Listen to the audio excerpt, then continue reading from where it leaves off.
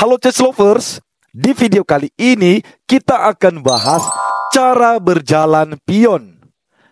Oke? Nah, caranya seperti ini. Dalam permainan catur, yang melangkah duluan adalah buah berwarna putih. Biasanya pion bisa melangkah 2 langkah sekaligus, maksimal ya, dan boleh melangkah 1 langkah. Jadi silakan pilih tergantung selera masing-masing. Tidak boleh 3 langkah, hanya 2 langkah. Itu langkah paling pertama. Oke? Katakan pion melangkah ke E4 terlebih dulu. Hitam juga melangkah 2 langkah ke E5. Nah, pion jalannya hanya maju terus, tidak boleh mundur. Oke? Dan tidak boleh miring seperti ini. Dia maju seperti ini. Karena sudah terhalang sama pion hitam, maka pion ini mentok tidak lagi bisa berjalan. Oke? Nah, sekarang cara memakan lawan. Cara makan pion ya. Misalkan ada buah hitam di sebelah serong kiri ataupun serong kanan buah putih ini. Jadi, pion putih ini bisa berjalan memakan pion ini. Bisa dia. Dia serong kiri atau serong kanan baru bisa memakan. Begitu ya teman-teman. Itu kalau ada buah di serong kiri atau di serong kanan. Kalau tidak ada, dia tidak bisa berjalan. Misalnya seperti ini. Dia tidak bisa ke sini karena tidak ada buah di sebelah sini. Oke. Misalnya kita jalankan saja, ini putih jalan.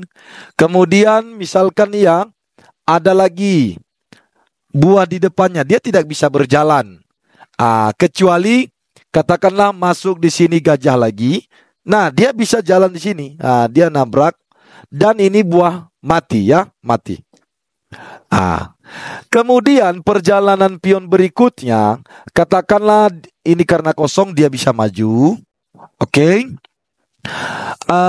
Andaikan nih di depannya juga ini kosong, katakan di depannya kosong.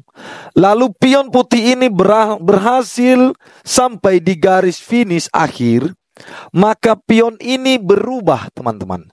Inilah yang dinamakan dengan promosi pion. Dia berubah menjadi perwira. Perwira apa saja? Perwira itu dia bisa berubah menjadi benteng, boleh. Tergantung permintaan dari pemain putih. Atau dia bisa berubah menjadi kuda, boleh. Atau dia berubah menjadi gajah juga boleh. Menjadi menteri juga boleh. Menjadi raja, ya itu tidak boleh ya, hanya 1 raja. Oke? Nah, hal ini berlaku juga untuk buah hitam, teman-teman. Jadi sistemnya seperti itu. Promosi pion itu seperti itu ya. Kalau dia sudah sampai di garis finish, maka dia berubah menjadi perwira. Kalau posisi hitam, misalkan pion hitam ini berhasil sampai di sini, maka dia juga berhak meminta perwira, misalkan benteng ataupun perwira-perwira yang lainnya. Oke. Nah, kemudian ada satu hal yang penting tentang pion ini, teman-teman. Silakan diperhatikan ya. Nah, dalam permainan catur, ini 2 langkah ke depan ini adalah daerah milik putih. Misalkan nih maju nih 2 langkah, ini daerah putih. Ini hitam juga maju 2 langkah, ini daerah putih. Oke. Kemudian masuk lagi putih. Dan kemudian katakanlah hitam menjalankan yang lain, contohnya seperti ini. Kemudian putih maju 1 langkah di daerah lawan. Begitu ya teman-teman, 1 langkah. Nah, dan kemudian kalau hitam menjalankan pion ini 2 langkah sekaligus di sebelah kanan pion ini, maka putih berhak ya memotong pion. Memotongnya jalannya seperti ini, rap, dan pion ini mati. Ini namanya pion potong. Atau istilahnya enpasan. Begitu ya caranya teman-teman. Sekali lagi saya ulangi ya. Kalau pion putih sudah masuk 1 langkah ke daerah lawan, dan hitam menjalankan 2 langkah sekaligus, maka dia berhak memotong di saat itu juga. Maka ini pion hitam mati. Oke, lagi ya. Saya jelaskan. Ini melangkah 2 atau melangkah 1 langkah lagi sampai di daerah lawan.